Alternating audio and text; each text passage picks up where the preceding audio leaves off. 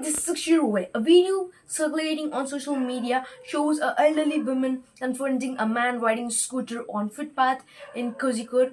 In the clip, the woman can be seen firmly asking the rider not to ride on footpath and to ride on the road. Reacting to the video, the Kerala Motor Vehicle Department officials visited the residence of Prabhavati Amma and felicitated her.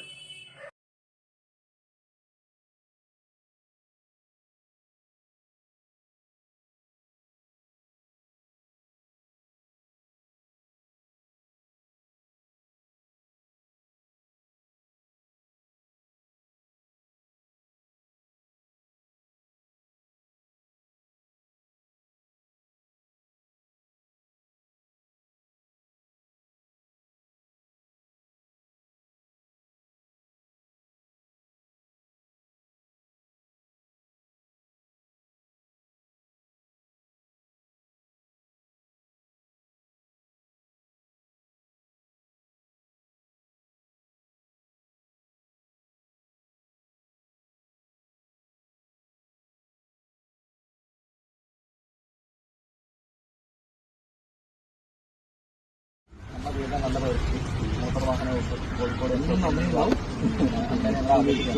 അപ്പോൾ ഈ പ്രവർത്തനം ഇനിയും തുടരണം എന്നാണ് എനിക്ക് പറയാനുള്ളത്. ഞങ്ങളുടെ ഭാഗത്തുള്ള എല്ലാവിധ സപ്പോർട്ടും നമുക്ക് ഇനിയും ഉണ്ടാവും.